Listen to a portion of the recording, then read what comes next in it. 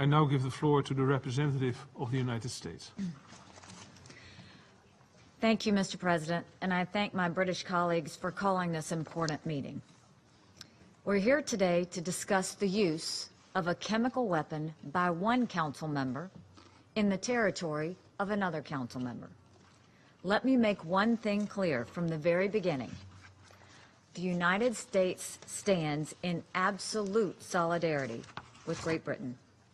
The United States believes that Russia is responsible for the attack on 2 people in the United Kingdom using a military-grade nerve agent. Dozens of civilians and first responders were also exposed.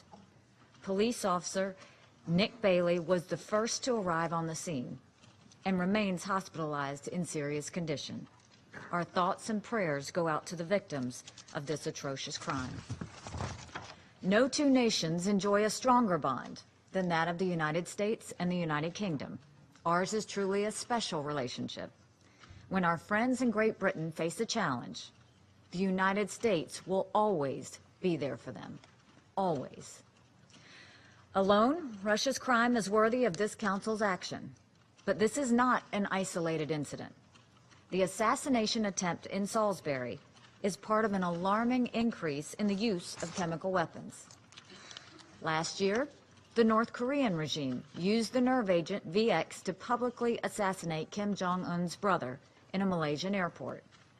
In Syria, the Assad regime continues to kill its own people with chemical weapons years after this Council passed Resolution 2118 to remove the threat from Syria's chemical weapons program. When the Security Council created a mechanism to investigate chemical weapons attacks, that mechanism was targeted when it began to shine a spotlight on Assad's role in killing his own people. A growing concern in all of this dangerous and destabilizing activity is Russia. Russia failed to ensure Syria destroyed its chemical weapons program. Russia killed the Joint Investigative Mechanism when it found Assad liable for chemical attacks. Russia used its veto to shield Assad 5 times last year. It has also provided cover for Syria in The Hague at the Organization for the Prohibition of Chemical Weapons. The Russians complained recently that we criticize them too much. If the Russian government stopped using chemical weapons to assassinate its enemies, and if the Russian government stopped helping its Syrian ally to use chemical weapons to kill Syrian children, and if Russia cooperated with the Organization for the Prohibition of Chemical Weapons by turning over all information related to this nerve agent, we would stop talking about them. We take no pleasure in having to constantly criticize Russia, but we need Russia to stop giving us so many reasons to do so. Russia must fully cooperate with the UK's investigation and come clean about its own chemical weapons program.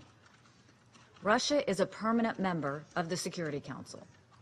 It is entrusted in the United Nations Charter with upholding international peace and security.